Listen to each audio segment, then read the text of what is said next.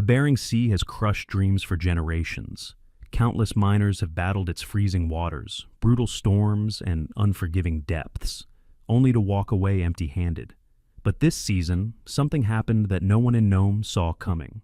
Emily Riedel, the captain many once doubted, has just pulled off one of the most shocking gold strikes the Bering Sea has ever seen.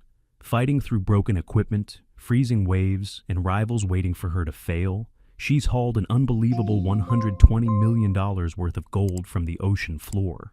This isn't rumor, it's not dockside gossip. It's a discovery so massive that it's changing the entire gold race overnight. Crews across Nome are stunned. Investors are scrambling to figure out how it happened. And the very captains who once laughed at her are now watching in frustration as she pulls miles ahead of the competition. The numbers alone are almost impossible to believe. Ounce after ounce turning into heavy gold bars, the total climbing until it shattered every record the town had ever seen. But this isn't just a lucky payday. It's a turning point. Emily's breakthrough proves that even the brutal Bering Sea can be beaten. Now, every miner in Nome knows one thing. The bar has been raised to a level few may ever reach. So the real question isn't whether Emily Riedel has taken the lead. It's whether anyone out there can possibly catch her. And if you don't want to miss the next unbelievable chapter of this gold rush story, make sure to like the video and subscribe to the channel, because the next discovery might be even more shocking. Inside the cabin, the floorboards were starting to bow under the load. Buckets, glass jars, even battered toolboxes were stuffed with raw gold. The piles rose so high the wooden planks creaked like they might give way at any moment. Emily Riedel stood in the middle of it all, staring at the treasure she and her crew had pulled from the dark depths of the sea. It barely felt real. It looked like something out of legend, the kind of haul dredgers whisper about but almost never actually see. News tore through Nome in minutes. By nightfall, every captain along the Bering Sea coast had heard the story. A woman, once an opera singer, had accomplished what countless seasoned miners had chased for decades without success. Rivals crowded into bars demanding the details. Crew members from other boats slipped quietly down the docks, hoping to catch a glimpse for themselves. Many refused to believe it until they noticed the guards posted outside Emily's dredge. That alone told them everything. Appraisers arrived late at night, keeping things quiet. They spoke in hushed voices as they checked and rechecked the weight of every pan, every ounce, every bar. The totals were so unbelievable they hesitated to say them out loud. Finally, one of them broke the silence. 12 million. Just 2 words. And suddenly, Nome went silent. But that jaw-dropping number wasn't the beginning of Emily's journey. It was the peak of a gamble that had started years earlier.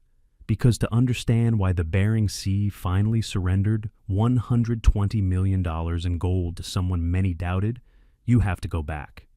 Emily Riedel was never meant to be here. She didn't grow up around mining rigs or dive gear.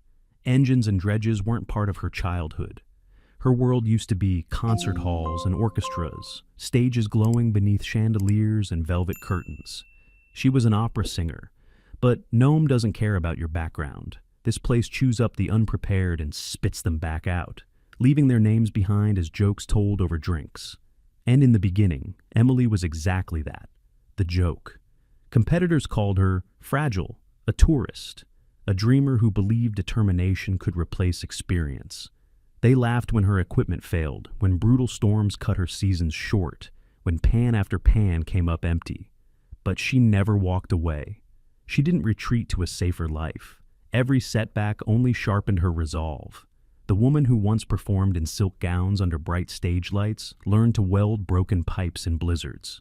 She learned to shout commands over winds that sounded like hurricanes. She stayed out there long enough to outlast men who once treated her like a novelty. By 2025, the laughter had disappeared. In its place was something else, concern. Because it had become obvious that Emily wasn't chasing small flakes anymore. She was hunting something far bigger. But the waters around Nome never give up their riches easily. Out there, the sea plays by its own rules. A maze of rivalries, grudges, and invisible boundaries etched into the map by generations of miners. Cross the wrong one, and your dredge might never make it back. The locals call them the unwritten laws, and the most serious rule of all was simple: never go near the Three Sisters. 3 jagged black rocks rise from the surf there like crooked gravestones. Everyone in Nome knows the stories surrounding them: storms that appear without warning, divers who disappear without a trace, wrecks twisted across the seabed like metal warnings. Inuit elders have said it plainly for generations. Beneath those waters, the sea keeps whatever it claims. The warning couldn't be clearer: stay away. Emily heard every warning. She acknowledged them, and then chose to do what no other captain had the nerve to attempt. On the very first morning of the season, she turned her dredge directly toward the Three Sisters. If she was going to challenge Nome's oldest taboo, she knew she couldn't do it with an ordinary crew. She needed people just as desperate, just as reckless, and just as determined as she was. The first person to join her was a disgraced geologist. His career had collapsed after he'd been caught falsifying survey maps for a corporate mining company. That stain followed him everywhere, and no respectable operation would hire him again. But the man still possessed something valuable: an expert's eye for layers of earth and an instinct for where gold hides beneath the frozen seabed. Emily never asked him to explain his past. She only asked one thing: could he read the ground better than anyone else out there? His answer was simple: yes. The next recruit was a salvager, a diver covered in scars and followed by a reputation that never seemed to fade. He'd been arrested more than once for tearing metal from shipwrecks that some believed should remain untouched. Authorities called him dangerous and reckless. Emily saw something different. To her, he was fearless, and the waters she planned to search were filled with wreckage and hidden debris, places only someone like him would willingly dive into. The rest of the crew were no saints either: former convicts, people drowning in debt, drifters who had burned too many bridges on land, and now saw the Bering Sea as their final chance. Trust was scarce among them. They weren't united by loyalty. They were united by desperation. Every single person on that boat had something to prove, something to reclaim, or something they were trying to forget. They didn't talk much around the mess table, but one phrase kept repeating until it became their rule: no past, only gold. When the first diver slipped into the water, that motto already felt ominous. The sea offered them nothing at first: only garbage, rusted beams, thick kelp snarled in their nets, twisted scraps of metal that might have been pieces of old wrecks, or simply the ocean mocking them. The salvager was the first to surface, tearing off his mask and coughing seawater as his skin turned pale from the cold. Every dive punished their bodies. The crushing pressure clawed at their lungs and sinuses, each descent pushing them closer to their limits. By the second day, divers were coming back up, coughing blood into the snow, their noses pouring red from burst vessels. Then the dredge hose jammed in the middle of a shift. The pump groaned and rattled, as if something alive was trapped inside. When the crew finally ripped it open, what spilled across the deck wasn't gravel. It was bones. At first glance, they looked like driftwood, bleached and smooth from years underwater. But beneath the harsh floodlights, the shapes were unmistakable. Long femurs, curved ribs, joints that looked disturbingly familiar. The salvager swore they were human. The geologist argued they were animal remains, maybe seal, maybe walrus. Nobody felt like debating it for long in the freezing darkness. Other captains had been watching from a distance the entire time. Their dredges floated safely away from the forbidden rocks while they waited to see Emily fail. And when they saw her crew hauling up bones instead of gold, the laughter spread quickly across the water. Shouts echoed through the cold air.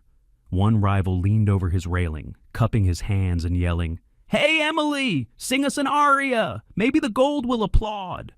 His crew burst into laughter, slapping the side of their boat. Emily didn't respond. She stood quietly on the deck, jaw clenched, staring out at the dark horizon. She knew the Bering Sea wasn't going to reward her on the first try. 3 days dragged by like that, exhaustion building, spirits sinking, fuel slowly running out. Then the 4th day arrived. One diver had barely spoken all season. Broad shoulders, tattoos across his arms, eyes that looked like carved stone. That morning, he descended with the suction hose. When he surfaced again, He dragged a heavy net behind him. The crew hauled it over the gunwale. It looked like the same worthless gravel they'd been pulling up all week. But the moment the floodlights hit it, the entire deck seemed to sparkle.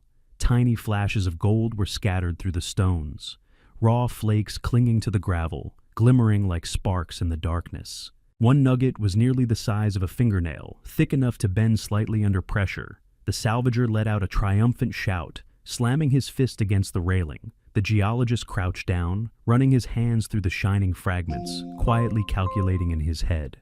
For the first time that season, something dangerous filled the cabin. Hope. But hope rarely survives long in Nome. That night, while the crew slept, someone moved quietly through the snow. By morning, the fuel tanks were empty, siphoned so perfectly there wasn't a drop left behind. Footprints stretched away from the dredge but vanished into the storm before anyone could follow them. One of the winches was useless too. Its hydraulic lines had been sliced open with a clean, deliberate cut. No accident could explain that. This was sabotage. Around the mess table, the whispers started almost immediately. One name surfaced again and again. Pomrenke. Sean. Pomrenke had the reputation, the grudges, and the ego for something like this. People said he'd sabotaged rivals before. Everyone in Nome had heard the stories. But in this town, proof rarely mattered, and justice almost never arrived. All Emily had left was a decision. Walk away from the season, or push through the damage and keep fighting. Emily didn't waste a second deciding. She rolled up her sleeves, grabbed the welder, and went to work in the freezing darkness while her crew stood guard on deck with rifles. Sparks burst into the night as the torch met metal. Snowflakes hissed the moment they touched the glowing steel, and the sharp scent of burning iron mixed with the salty spray blowing in from the sea. Her hands blistered. Her voice turned hoarse from shouting instructions over the wind. But she never slowed down. Piece by piece, the dredge came back to life. When the final line was welded and the tanks were patched enough to run again, Emily stepped to the bow. The wind whipped her hair across her face, stinging her eyes. She didn't shout. She didn't curse whoever had sabotaged them. She didn't promise revenge. She simply spoke one sentence, loud enough for the crew to hear over the rumbling engines. If they want me gone, that means I'm getting close. Moments later, something strange appeared on the sonar screen. All season the display had been steady and predictable, but now it flickered. Static crawled across the glass. At first, the crew assumed it was drifting ice or a faulty signal. But when the technician adjusted the gain, a shape slowly emerged, a massive depression carved into the seabed, perfectly round, perfectly smooth, a crater sitting where no crater should exist.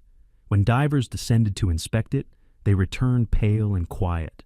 They claimed the ocean floor looked almost sculpted, as if someone had deliberately carved the stone away. Veins of quartz ran through the rock, glowing beneath their lights like streaks of frozen lightning. Emily didn't hesitate. "Full suction," she ordered. The dredge roared to life. Hoses plunged into the crater like unleashed beasts, swallowing gravel and sand in violent torrents. The slurry thundered through the system and poured into the sluices. And what came out the other end froze everyone on deck. Not tiny flakes, nuggets. Chunks of gold thick enough to clink together like coins pouring from a treasure chest. The sluices filled so quickly with metal that the flow started backing up. Crew members had to grab shovels and clear the concentrates by hand. Gold dust stuck to their gloves, their boots, even the cracks in the wooden deck. The sound was almost unreal, a constant metallic rattling as nuggets struck the steel trays. It was the sound every dredger dreams of hearing, but almost none ever do. Keeping a discovery like that secret in Nome was impossible. Before long, rival dredges began drifting closer, their captains watching through binoculars with disbelief written across their faces. No claim was supposed to produce gold that rich, yet every pan Emily's crew dumped onto the deck proved it again. And when rumors spread that she was pulling ounces every hour instead of every week, the entire town erupted. Nome has always lived on grudges and rivalries. Emily's discovery poured gasoline on both. Fights started breaking out in the bars. Her crew couldn't walk along the boardwalk without getting shoved or threatened. Two divers returned to the dredge one night, with split lips and bloody knuckles after rival deckhands cornered them. Someone even whispered that knives had flashed in a dark alley before a gunshot fired into the sky finally scattered the crowd. Emily herself barely appeared in town anymore. She slipped quietly into supply warehouses and left just as fast, like someone being hunted. Some fishermen spat into the snow when she passed. They said she had disturbed something that should have remained buried. According to them, gold doesn't run that thick unless there's a curse behind it. The elders said something similar. They warned that storms would come, violent ones, winds sharp enough to slice through steel. They spoke about ancient debts owed by miners long lost to the sea, debts the ocean might demand again. Emily ignored all of it. Fine dust from the sluices clung to her skin and hair, glittering across her face and hands like war paint. She carried herself as if the gold itself had become armor. Then, one dive changed everything. The salvager descended back into the crater, sweeping his light across the exposed bedrock. That's when the beam hit something strange, a hollow pocket hidden beneath layers of silt. He brushed away the sediment, expecting rock. Instead, the surface crumbled beneath his glove. It wasn't stone at all. It was gold, not loose ore, but massive fused sheets and lumps, as if the walls themselves had melted into solid metal over centuries. The radio crackled as his voice came through, shaking in a way nobody had ever heard before. "It's not a vein," he said. "It's a vault." Emily immediately ordered the crew to clear the chamber. The dredge hoses screamed again as they tore into the pocket. This time, the system didn't spit out dust or gravel. It delivered solid chunks, massive fused pieces of gold, so heavy 2 crew members had to lift each one. They slammed onto the deck like bricks, the impact echoing through the hull. Under the floodlights, the chamber below shimmered like a mirror. Every surface reflected brilliant flashes of light. Divers actually had to shield their eyes from the glare. By the end of the day, the cabin floor began to sag under the weight. Crates, barrels, buckets, every container was overflowing. In less than 24 hours, they had recovered nearly a full ton of gold, enough to wipe out their rivals before the season even ended. The salvager leaned against the rail, gasping for breath, muttering that no Alaskan mine had ever produced so much in a single strike. The disgraced geologist sat in the corner, whispering numbers to himself, recalculating over and over as if he couldn't believe the totals. And Emily stood quietly among the piles. Gold flakes coated her boots. Her hands rested on a massive lump that looked less like ore and more like sculpture. She didn't name the discovery after herself. She didn't call it a miracle either. Instead, she gave it a name meant to challenge every warning and every superstition that tried to stop her. She called it the Widow's Vault. The name raced through Nome like wildfire. Rivals said it with anger. Elders whispered it with fear. Her crew repeated it with awe. In that moment, Emily Riedel stopped being just another dredge captain scraping a living from brutal waters. She became something more, someone who had forced the Bering Sea to give up a secret it had guarded for centuries. But the sea was still watching, and soon it answered. The first sign was the air. It grew unnaturally still, thick and heavy against the skin. Then the sky split open. Dark clouds rolled in like towering cliffs, swallowing the horizon. The Bering Sea began to rise as if awakened by something older than any storm. The waves didn't move in rhythm. They struck wildly, each one crashing harder against the dredge than the last. Metal shrieked, welds groaned. The entire vessel shuddered like it was being dragged underwater. Crew members shouted to each other, but the wind ripped their voices away. And somewhere within that chaos, faint but unmistakable, someone heard singing. It wasn't a tune carried by sailors, and it wasn't the drunken singing that sometimes drifted out of the taverns on shore. This sound was different, thin, piercing, and strangely unnatural. A woman's voice seemed to ride the wind itself, rising and falling with the crashing waves. Divers went still when they heard it.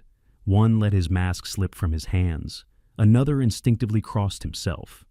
If you enjoyed this incredible gold rush story, make sure to like the video and subscribe to the channel, because the next discovery might be even more unbelievable.